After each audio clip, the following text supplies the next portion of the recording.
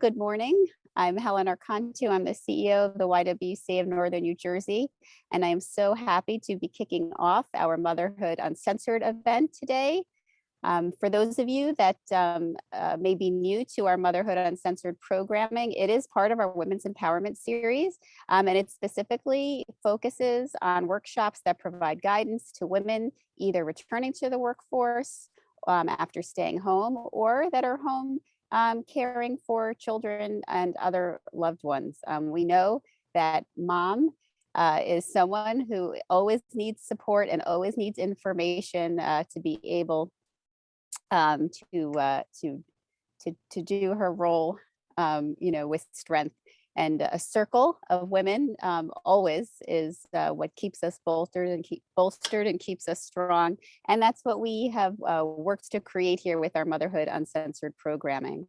It offers us a place and a space that we can talk about some of the challenges and the pitfalls and some practical takeaways that we can learn from each other. And hopefully some who have successfully navigated the challenges to give us some inspiration and real life experience to help us through. I'm always eager for these workshops myself, being the mom of 8-year-old twins. I know how challenging momming is always, let alone these days. It's definitely a new level of challenges, which is what we're going to talk about today, which our topic is focused on helping kids transition back to school. And, most of us moms have really been thinking a lot about what that's going to feel like now as we're working ourselves through the summer.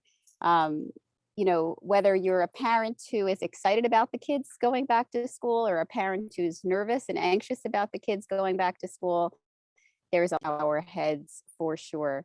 And as going back to school is always a time with a lot in our minds, but in the midst of the pandemic, it's definitely a whole new playing field of issues to navigate for sure. And I'm never exactly sure what a normal school year looks like, but I'm not sure this one's going to be it. So, what we hope to do today is, again, create a circle and a dialogue with some wonderful thought leaders that are going to share some thoughts and ideas and help answer some of our questions to be able to help us start our place and space in a better mindset, for the school year so that we can prepare our children. Obviously, we all know that the coronavirus unto its own has been challenging, but now hearing about the more transmittable Delta variant and the rising cases across the country, even after folks are vaccinated, and the return of masking guidelines after we felt like we had kind of stepped away from them, and some parents who are thrilled about that, and some parents who are angry about that, and all of that in between. There's really so much for us all to navigate right now.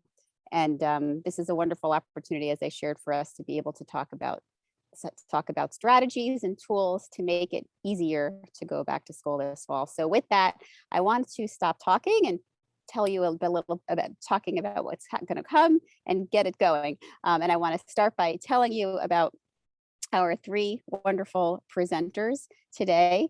I will start by sharing a little bit about each of them, and then we'll jump into some questions. Again, the chat function is there for you to utilize and ask your questions. You don't have to feel like you have to sit on it till the Q&A portion. If you have a question that you want to get out, please feel free to put it into the chat, and we will be monitoring it and integrate them when we do take questions. So we will start with, I'd like to introduce to all of you, Nygera Pierson Mutis. She is a psychotherapist, a licensed mental health clinician, and an accomplished leader with proven experience in the areas of program development, implementation, stakeholder engagement, program evaluation, talent development, and program management. She is currently a psychotherapist with Monroe College, supporting students as they matriculate and complete their studies. Additionally, she serves adolescents and adults in her private practice as a psychotherapist with Aretsky and Associates. When she is not providing clinical interventions. She is an organizational consultant supporting various institutions within the tri-state area. Welcome. We're so grateful that you could join us. We also have to speak with you today, Jessica Bush. She is the founder of Tutor Doctor of North Jersey and Rockland. For Jessica, making learning personal is the foundation on which she has built Tutor Doctor of North Jersey and Rockland. Her instinct for uncovering the unique needs and desires of students and their families is, really paramount for her work.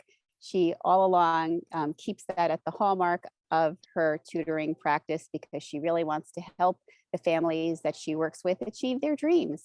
Whether it's test anxiety, executive function, or school avoidance, her expertise lies in helping families address these concerns holistically. Welcome, Jessica. Thank you for being with us. Nice to be here. And last, but definitely not least, and definitely one of the areas that I'm excited to talk about because school lunches, okay. We are so happy to have Mirlaine Brice. She's the owner and founder of Cook and Create for Kids. Cook and Create for Kids focuses on teaching kids the essentials of cooking so that they can have confidence as they explore the kitchen. Her business has a strong emphasis on cultural and healthy cooking that is fun to make and tastes good. Little chefs are always in for a delicious and educational treat when they're working with Mirlaine. Cook and Create for Kids conducts both online and in-person private cooking lessons for children of all ages. Welcome, Mirlaine. Thank you for joining us. So again, if anyone has any questions, please feel free to drop them in the chat as we're going along. We will be monitoring them and bringing them in. You don't have to sit on them. And I know that I hope you have a pen and paper close by also, because I know there's going to be a lot of great nuggets coming out of this conversation.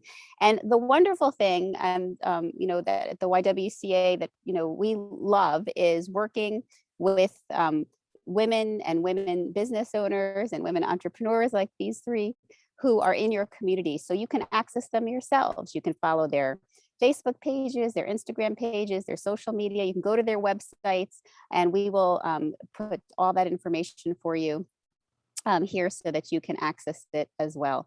And with that, let's jump right in. And so, Nygera, let's start with you.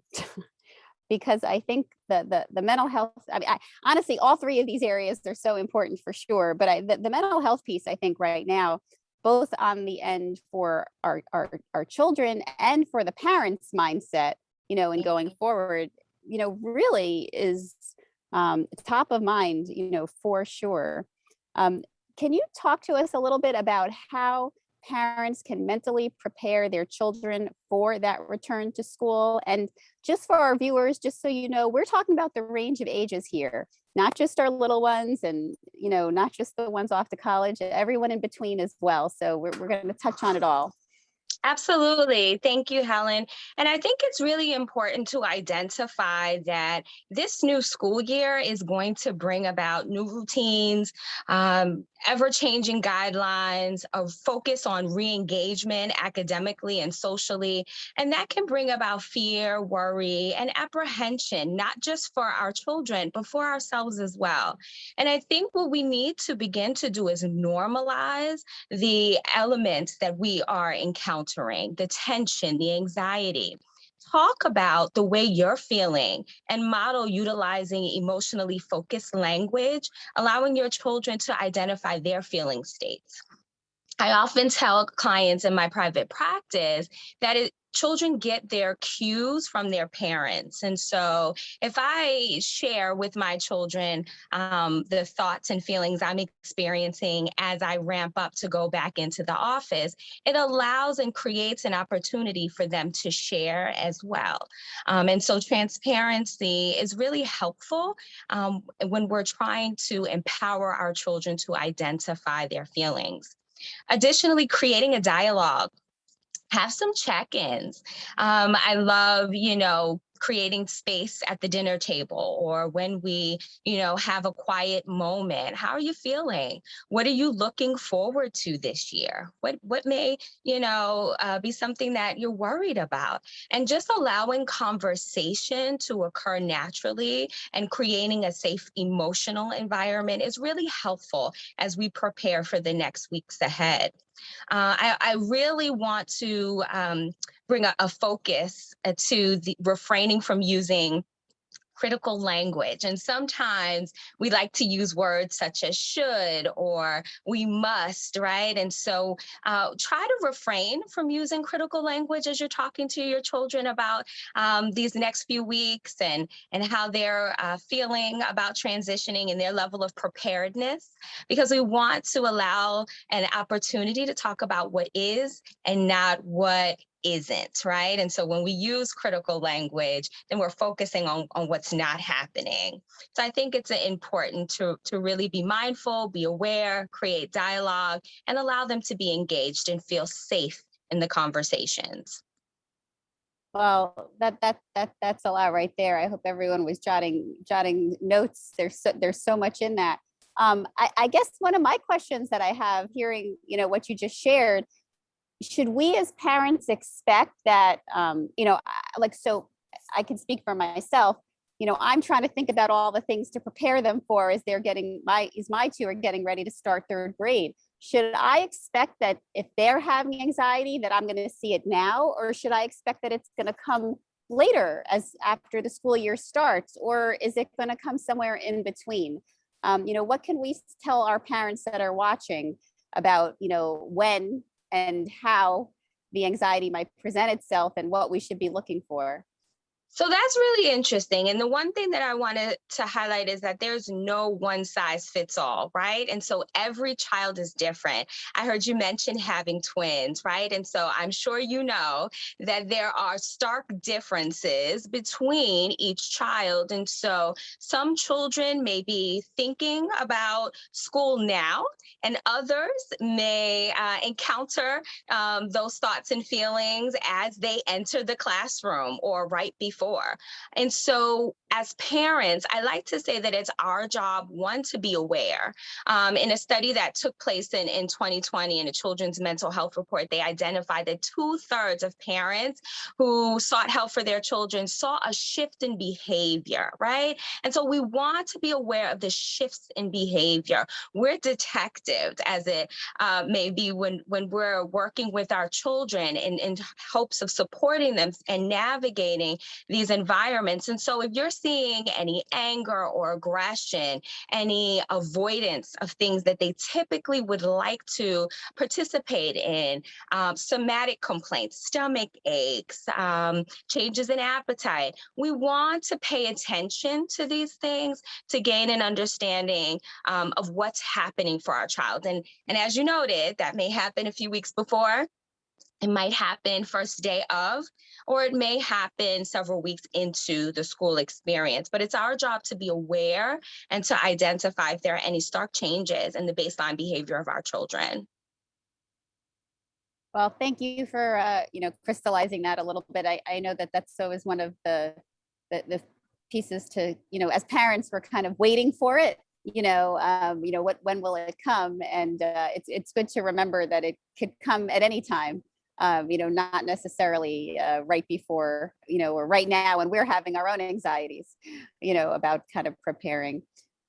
So another place where I know, and again, I've spent a lot of time thinking, and I know talking to other parents, we've all, had so much conversation about, they've had a year and a half of, for the most part, virtual instruction. And even if they were in school, it wasn't a traditional work day, a school day. It looked a little bit different. And, what's the impact of that on their academics? What will that look like? And so shifting the conversation to Jessica for a moment, to look at that piece, should we be worried about, what has happened and whether they're ready to start their school year? And, should we be thinking about a tutor, or should we just kind of let them go in and, what should we be looking for to determine that they're okay, or maybe they need support? I mean, what are some of the signs similar to, what we were just thinking about from the emotional and the mental health aspect of it? Well, thanks for having me here. And I want to tie in with Nygera because a lot of you, if you know me, know that I'm not one to push tutoring if you as the parent aren't, or first the kid has to be open to it, right? We have to have buy-in from the student. I don't want to have my tutors come in and help somebody where the child is resistant. So there's so much going on, the complexity of our lives all as parents right now. And I have a daughter going to a senior year in college, which is a whole different level of complexity, right? So I think at each elementary, middle school, high school, college, there's all different levels of anxiety and complexity. So I think that what I'm all about is simplifying, trying to simplify families' lives. I sit with every single child, and I can tell you that what I've seen over this year and a half has been completely varied. I've seen kids thriving on online learning, and I've seen, especially the little ones, it's not working. I've had parents call and tell me that the schools or teachers have suggested they hold their second grader back. Well, my personal feeling is, and I'm sure you ladies, I can attest, how can you say that in the midst of a pandemic? There's so many gaps that are already there. How can you suggest that a child be held back when the learning environment has been so completely nebulous and back and forth? So, my advice is, your kids. Your kids. If you feel that is not a place that there may be more detriment in holding your child back socially, you have to look at the social aspects as well. So I'm all into social emotional learning right now. To me, I don't think there can be any expectations, right, Nygera? I mean, you can't expect something and put that type of pressure on your kids that are going back to school right now when they they've been in and out of school. It's been a completely surreal environment. So you have to, as Nygera said, be very low key with your expectations and just be supportive and sort of get a sense when they go back to where they're at. I can tell you that with the high school kids that are going into advanced classes, do I suggest tutoring? You have to see, how did your kid thrive with online learning? Did they thrive? Did they do okay in AP and honors classes? Did your kids shut down? I had so many kids shutting down, completely shutting down. Bright kids, that were very smart and had, high grades and marks and GPAs that were just done. And I would sit with the kids and say to them, so tell me about your morning. What did your morning consist of? And they would say, I had to log in at 8:10. I said, and then what did you do?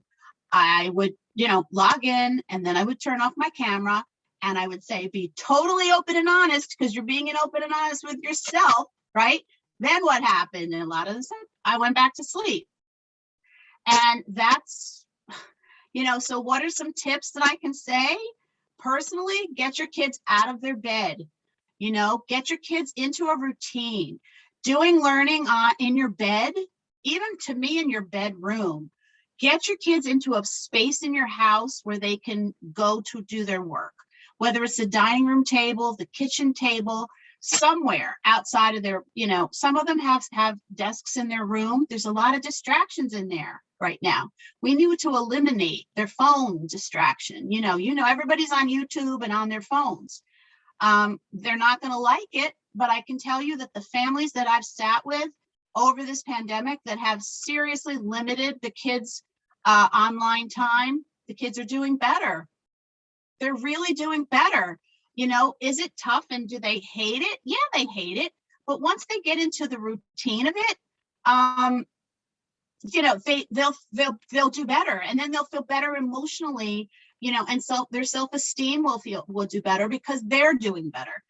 So that's one tip. Get them out of their bedrooms and set up a routine. Help them learn how to set up a calendar. We did a lot of that over the pandemic, actually, just executive function. skills, organization, time management. How are your teachers going to submit their, what you need to do this year?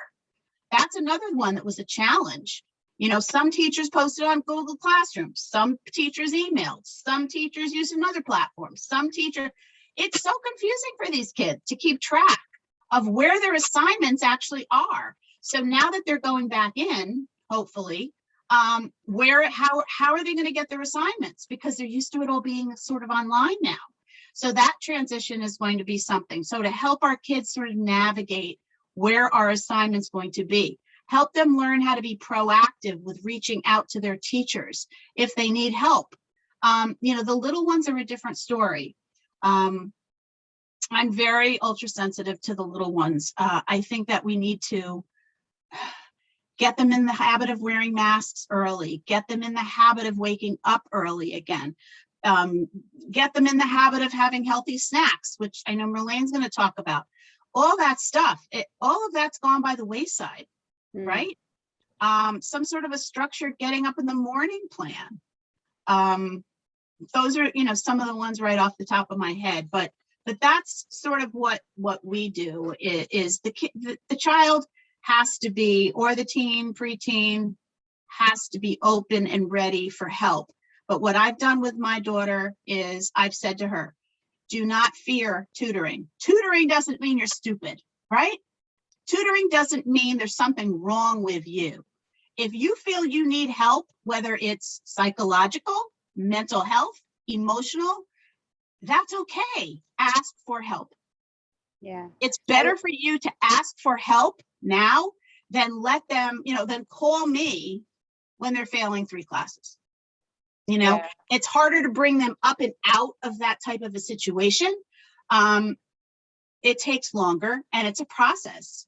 Just because you have a tutor doesn't mean all of a sudden miraculously your grade is going to go from a D to a B. It's a process. It takes time. Yeah, I love that reframe. I mean, I know as a society, we've been trying to reframe mental health support, for people, that it is something, that you do, not because there's a problem, but because, we're trying to support and strengthen, our emotional well-being, and that's a tool and a resource that we have.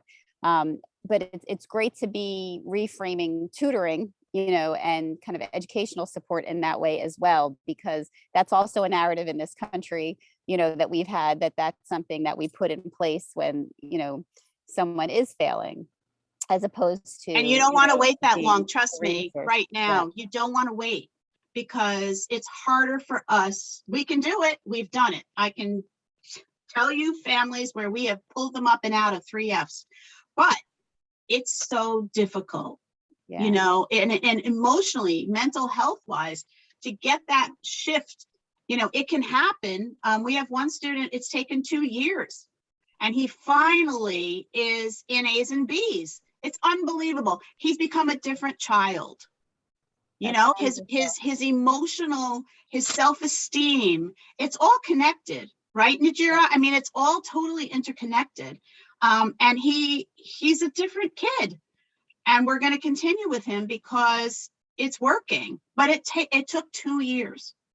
Yeah, that's that's good to know. I mean, and again, that it's a process, but it's something, that I say for all the parents on here too, because it's really a mindset that we have to get into before we can get our children's into it. I know that depending, what, age and stage you are in your life too. I mean, these are stereotypes that we have about mental health support and tutoring as well, that we may carry because of generations that we were born into.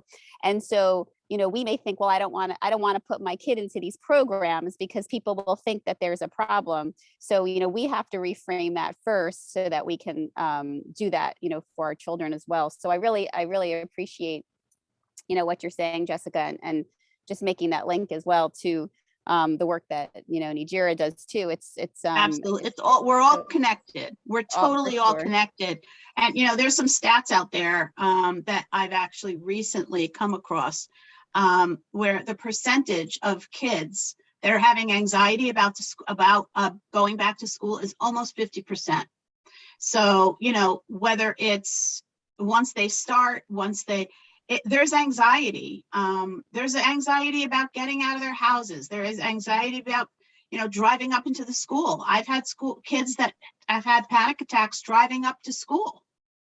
Yeah.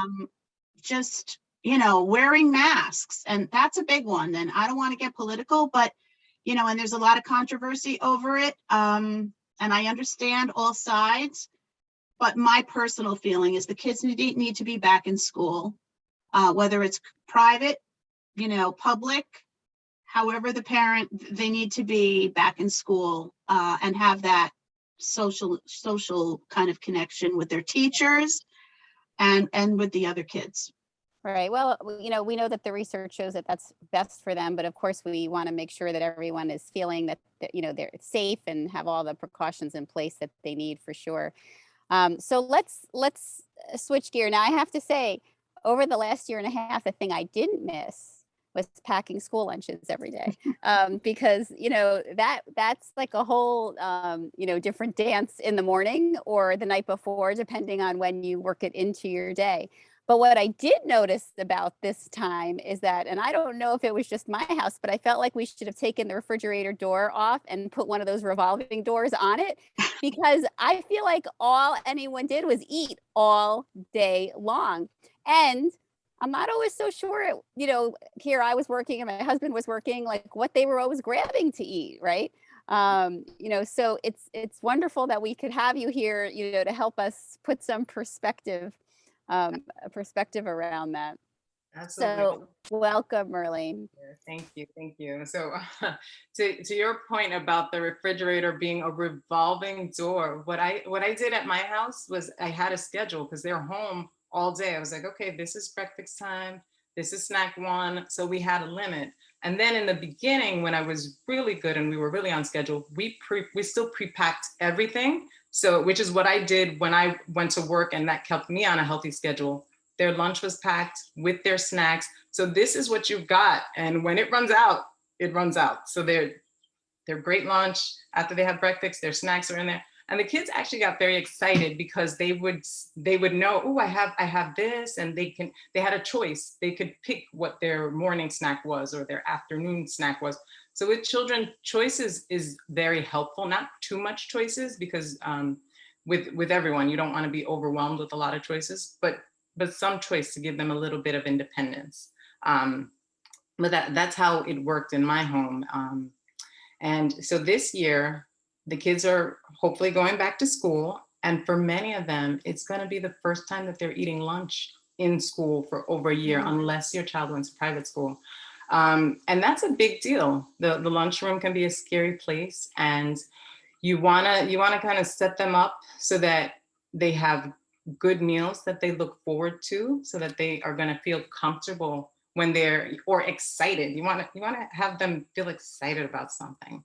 So when you're thinking about packing their lunches this year, you want to think about what can I provide my child that's going to give them a sense of comfort. And a lot of times I've noticed with my children and the children that I work with, when they are involved and helping to make something, or if it's something that you have given them several times, it brings back good memories. So if you pack something in their lunchbox that they help to make, one, they feel independent and good about themselves, no matter what age the child is. They're like, oh yeah, I made this. And they might even tell their friends, hey, look at what I made.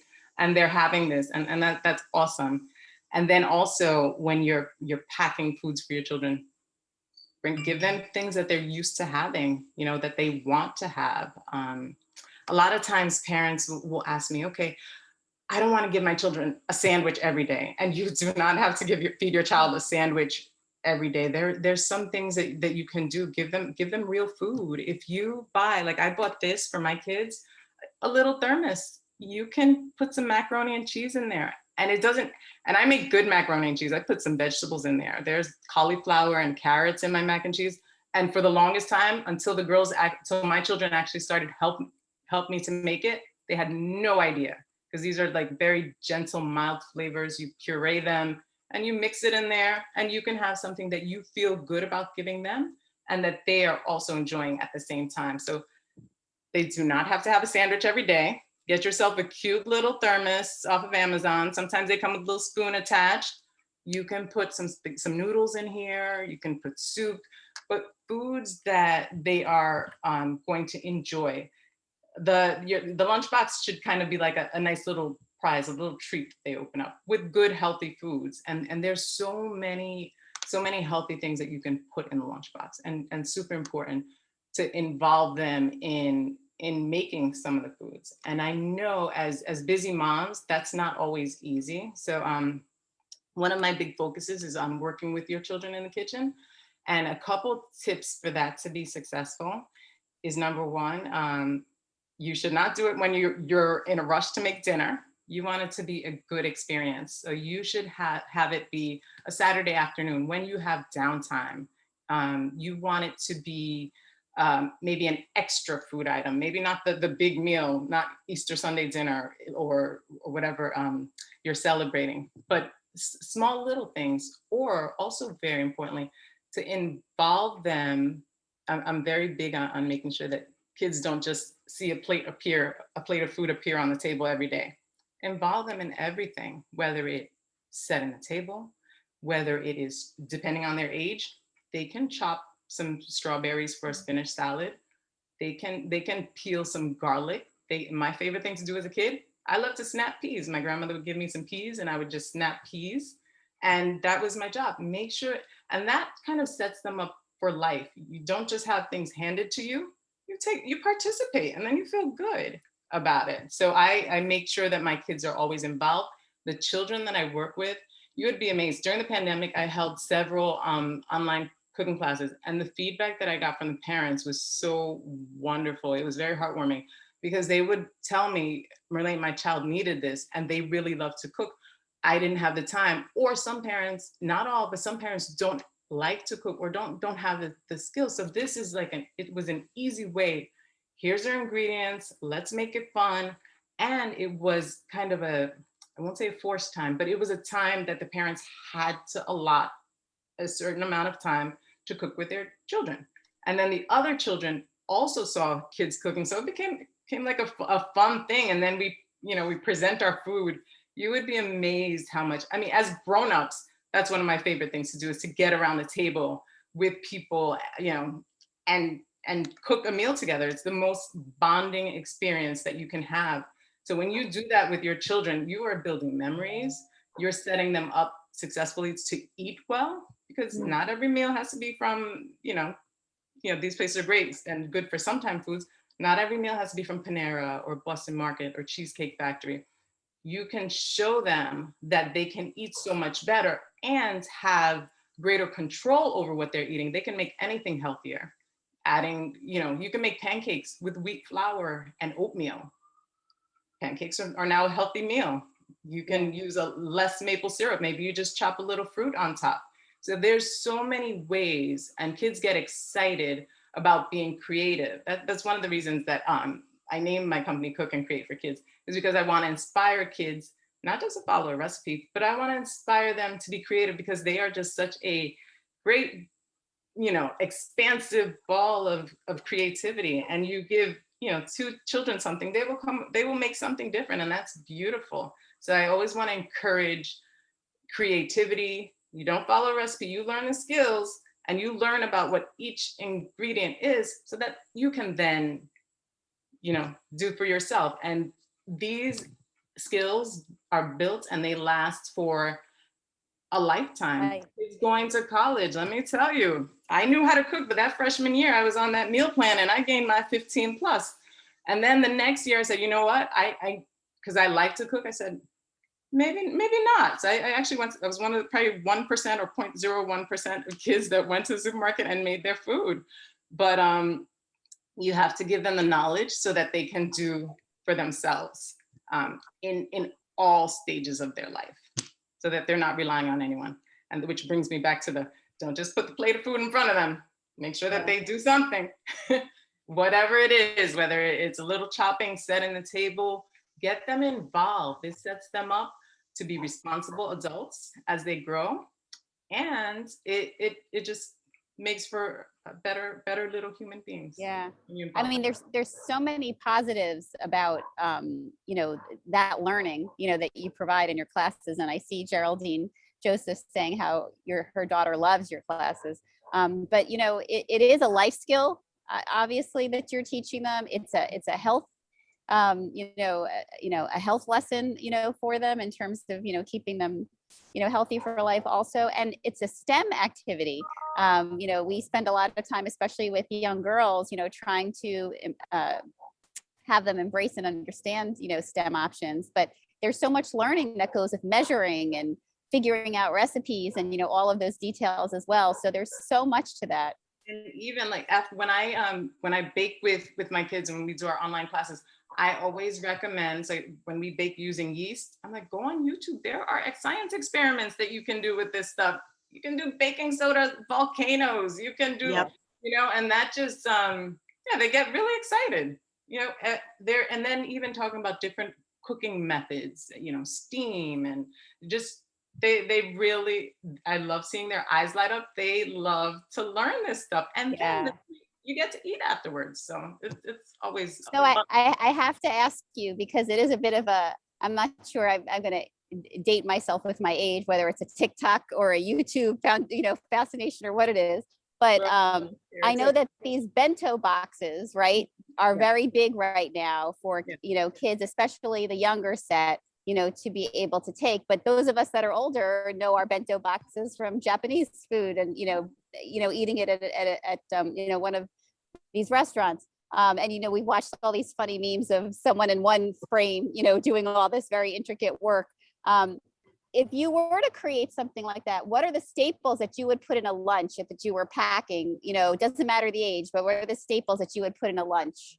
So our kids need like 5 to 7 servings of fruits and vegetables a day. So and how in the world am I going to do this when they don't even want to eat fruit or when they don't want to eat vegetables?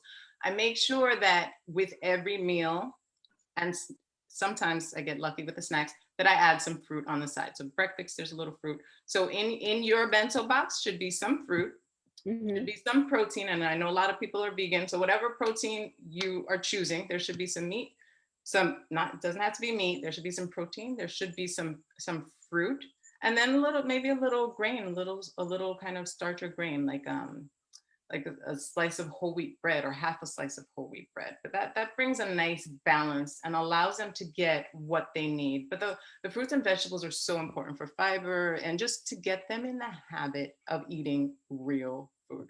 You would be amazed if the times that I've done this, and I don't do it all the time, but when you don't eat boxed and bagged food and you just eat like real food, it makes such a difference. So it's good for kids to really understand or not get too used to something that they open up like this.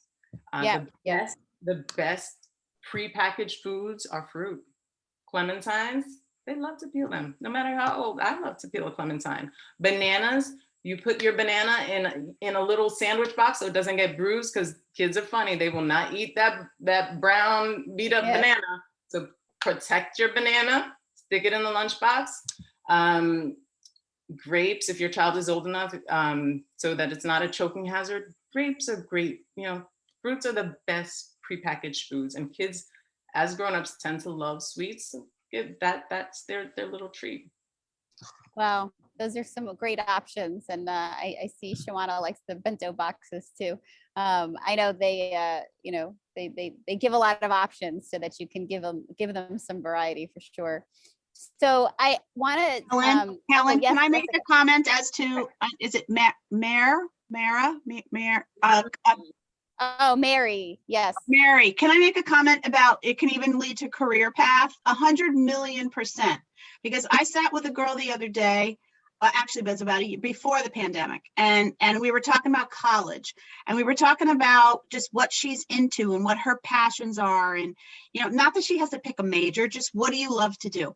And I said, passionate, outside of school, what's your favorite thing to do? And she said, I love to bake. And I said, that is so amazing.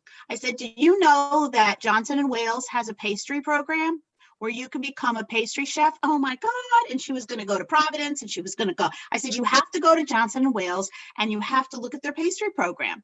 Because one of my best friend's daughters came out of there and she's now a pastry chef working in the city in, different restaurants.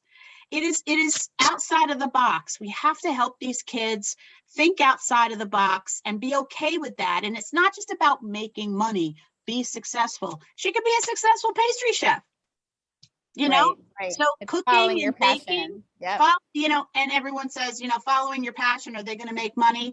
If they're really good at it and they're super passionate about it, they can find a way. Right, Mirlaine? I mean, Absolutely. And so I wanted to comment on that because I think it's really important when we're talking to our kids, not just talking to them about math and reading and, to talk about what they love, what they enjoy, what's going to make them happy. Great. Well, I thank just you. needed to add that because I appreciate that. And I know Mary's noting that because her son just went into catering, which I'm sure started from some path here. So before I know the time I knew was going to go quickly because there's so much to cover. I want to make sure I give an opportunity to our attendees to ask any questions. I've been following, we've got a lot of supportive comments. And again, a reminder to our attendees that in the chat, we put links so that you can follow our 3 panelists and whether it's on social media or connect to their websites to learn more about them and their work, because obviously there is no way to fit it all in here. There's a lot on these topics, but if anyone has any questions, please feel free to drop one in and we will include it in the conversation. And until then, we will keep talking amongst ourselves. But we have one right now. Is there anything we can do? So Mary's asking, Mary's part of our YW team and she oversees our after school programs. So these are the programs that are either before care or after care for working parents that they really count on so that they can have childcare in place and have almost like an extended school day for their kids. What are some techniques if some anxiety is popping up, for a child? What's something that we can do to help, bring them down if something presents itself in that after school environment? Yeah, that's a really great question. And the onus isn't just on parents. I think any adult who comes in contact with children or young people should be aware, right, of what the challenges are, but also have some tips in their back pocket. What can I do to support someone? I heard Jessica talk about children, entering the school building and having panic attacks. And so there's a really great grounding exercise that I love to share with people. And it's really simple. If someone is experiencing some distress, right, you can support them in identifying 5 things they can see, 4 things they can touch, 3 things they can hear, 2 things they can smell, and 1 thing they can taste, right? And so sounds silly, but it allows you to reframe and to shift the focus from whatever the fear, worry, or ruminating thought is to the present moment by focusing on our senses. Additionally, utilizing deep breathing is really, really effective on a physiological level because it calms the heart rate and thus allows us to come back to a place of baseline and to begin to think clearly to receive the supportive words and identify that I'm safe in my environment. So for any adult that sees a child who's struggling, helping them breathe, or this grounding exercise that I just noted. I also like to use YouTube. I know Mirlaine noted YouTube is helpful. It sure is. And there are lots of mindful activities and exercises. So I have young ones and sometimes the emotional experience is really overwhelming. And I will put on a mindfulness activity on YouTube and we sit together and we breathe. And it really allows them to experience experience something with you, right? In terms of calming themselves and understanding that it's okay to feel overwhelmed, but you're also giving them tools. So I think in the after school environment, you could utilize any of those techniques to help support young people and to continue to ensure a very emotionally safe environment. Be aware of triggers, be aware of the socialization. It has to happen. A lot of things happen outside of adults' purview as it relates to children and the way they engage socially, and that can be very stressful. So just be aware of their needs in the moment of needing to be validated, supported, and to feel safe. Thank you. I know Mary and Fabiola are all saying how helpful this information is. And Tia saying that this has been awesome. I think Tia could give us some ideas what we could put in a lunchbox too, for sure. She's definitely got, everyone knows Tia's restaurant in Englewood. She's a great place to support.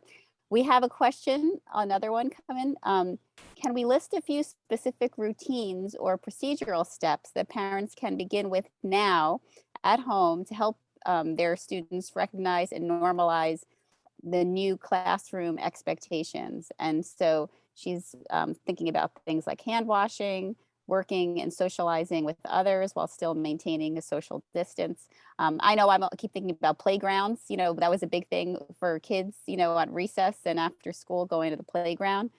You know, how can we support, you know, put them in a mindset around these things as, you know, and I want to say it's AJA, so maybe Aja is asking. Yeah. Asia, okay. Yeah, I think that's a really good question. And I believe that engaging them in the process of preparation is essential, right? Especially as we think about children returning and having to become familiar with keeping the mask on for 8 hours and having to wash their hands, right? We can begin to talk about those things, but also practice at home, you know, to ensure that they feel comfortable, they know where their sanitizer is going to be in their book bag, right? Because we allowed them to pack the book bag and to participate in the preparedness. Also, really talking with the college students about the mandates for vaccinations for some institutions, right? And making sure everyone is aware of what is expected as they re-enter the environment. But this is all really under the umbrella of communication and being transparent and allowing students to know what is going to be taking place. But this requires parents to also partner with the schools to understand what the expectations are. And so I know in my town, the emails have begun coming in very regularly.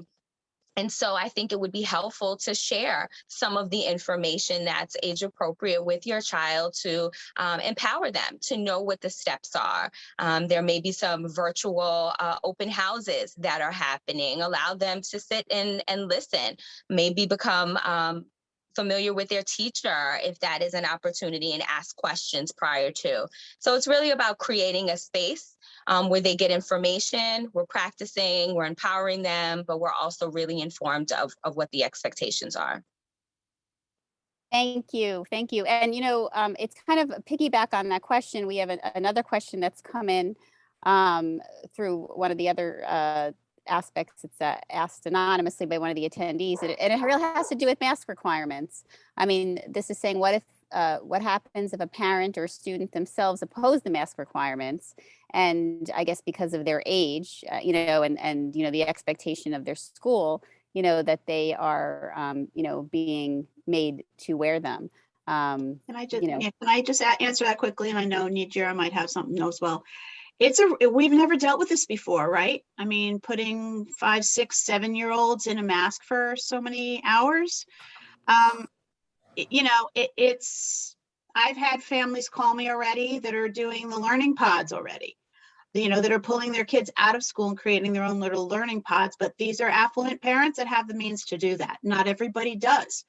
How do you deal with it? What can happen? I think we need to take one day, really one day at a time. You know, and prepare them, like Nygera said, prepare them in advance now. Maybe, like we prepare for test prep, little blocks of chunks of time, at little time at a, wearing masks for 10 minutes, wearing masks for 30 minutes, wearing masks, for an hour, getting used to it in advance. If you oppose it, I don't know. We've never really dealt with this before. I mean, Yeah. maybe Nygera But has I some. also want to highlight that through this process, we have to be aware of our own emotional experience, right? And so, as I noted before, children take cues from us. And I know that when my children are in a social environment with other peers, they may act very differently than they do when they're at home with me, right? And so I need to allow them to experience, as Jessica said, one day at a time, without placing my beliefs and my feelings upon them, which sometimes is overwhelming, especially for little ones. And so watching the news and sharing your thoughts and talking about the 4 teachers that just died in Florida and the 5,000 kids that were positive with COVID, I think that's something we should refrain from. And when it comes to the mask mandate, if you are sending your child into the environment, although you oppose it, I don't know if it's helpful to constantly say that you oppose it, because when they get right, they may then reiterate what was said. So I think it's a very individual experience. If you're comfortable and they're going, okay. If you're uncomfortable but they're still going, I understand that. I'm a parent, I get it, but just be mindful of the messages that you're sharing, because you don't know how it's going to emotionally affect your child and their experience once they get into the environment. But it is an individual choice. And I believe everybody has the right to exercise their choice and make decisions that are best for their children. Yes, yes. I appreciate both of those responses. I mean, obviously this is an emotional time, for everybody, no matter what your belief system is. Yeah, and it's very complex, Yes. It's so super complex. Right. But the important thing that, we're focused on here, and I know our time is, I can't believe we're at that hour. And we knew it was completely, but the focus here, which I really appreciate that the 3 of you really kept us on, is the kids, is the children, despite, again, whether they're kindergartners or whether they're, off to college, the focus is on them and what they need. What are the requirements for the environment that they're going into, and helping prepare them to support them for that. And whatever our feelings are, whether we have our anxieties or our discontent, with issues, that's something that, we should work out, not put on them, since they have enough to manage, with getting into that space. But that, supporting them with a lot of these great resources and tips, and definitely a great creative lunch with something to give them to look forward to, during their day, to, fill them up both, from their belly, but also, feel that love and connection to home, is so key. And so grateful to the 3 of you for, sharing. And look, folks, we clearly, only touched the surface here. There's so much more to talk about. And if you follow these folks on their social media, if you check out their websites, if you want to have further conversations with them, they are easy to access because of their work, and you can do that. And we are always so grateful at the YWCA for our speakers that come together. We get such wonderful, high quality speakers. They volunteer their time. This is something that they came and did, to support the community, and we are so grateful to them for doing that.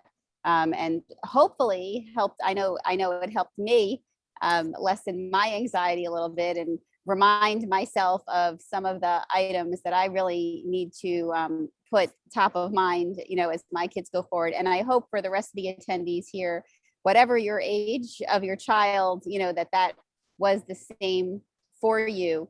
Again, these conversations can continue. Stay connected to our speakers. We do hope that you take a moment before you jump off to fill out a short survey that we are going to drop into the chat so you can give us feedback about this program. It helps us as an organization, it helps our speakers, we share the information with them, and it also helps inform future programs that we will do for you.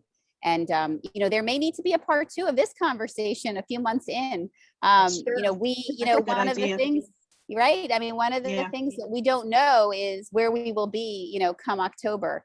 You know, we're all kind of watching week to week at this point and trying to shift and adjust as best we can. So we will be monitoring that. Our expert, Alicia, from our team, who just once again, many thanks to her, to our communications department, our wonderful Christy, who's always the magic behind all of our virtual programming at the YW. You know, we will keep our ear to the community as we always do, and be sure to continue these conversations and bring back the next part of them as needed. And we do hope that you stay connected not only to these 3 wonderful individuals, but also to the work that we're doing in the community. For anyone here with us or connected to someone in the community, we have a program launching for BIPOC women entrepreneurs to help them support their businesses, their small business ideas. It is our fall edition. We had a wonderful kickoff of a set this past spring. It is free of charge, and it's a partnership that we're doing with Eureka to help support and dedicate time to helping cultivate BIPOC women entrepreneurs. If you have a 10th grader, starting a 10th grade in high school, a young woman, a sophomore, we invite them to be part of our 10-month Girls Leadership Academy that starts in September. It is a virtual experience with, if we get there, some safe in-person opportunities as well. They will meet many mentors as well as learn many resources. Helen, can I just shout out? Can I shout out? Yep. Can empower you. My daughter did it in 10th grade. Fabulous. I highly recommend they meet kids outside of their little community and different schools. It was a fantastic experience.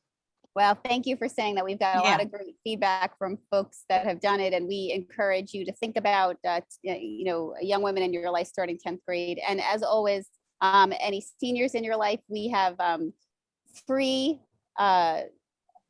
opportunities for wellness activities, chair yoga, Zumba, Fit and Fabulous, virtual opportunities, especially now to keep the socialization as well as wellness activities top of mind for our seniors. I know my 90-year-old mother does them, you know, throughout the week. You know, it's really been wonderful for her body and her mind. And so I encourage you to share that information with those in your life who could benefit. Again, no charge, and our teachers are fabulous, I must say. And as always, if you know anyone who's been impacted by sexual violence, we have our 24-hour hotline that is there to support at 201-487-2227, and free counseling and support based in our community. We are so grateful you could be with us this morning. We want to wish you a wonderful day. Stay healthy. And please, we wish everyone a great school year. Again, it will be a little bit different, but keep your circle close. We all know that it's that circle of women who helps all of us that are moms, you know, for sure, in having strength and creativity and just the tenacity to keep going. It's hard on any day, but it's especially hard during this time. So thank you for those who joined us. Thank you to our expert panelists and our wonderful team at the YW. Thank you. Thank you for having us. Bye, everyone. Have a great day. Thank you. Have a good one.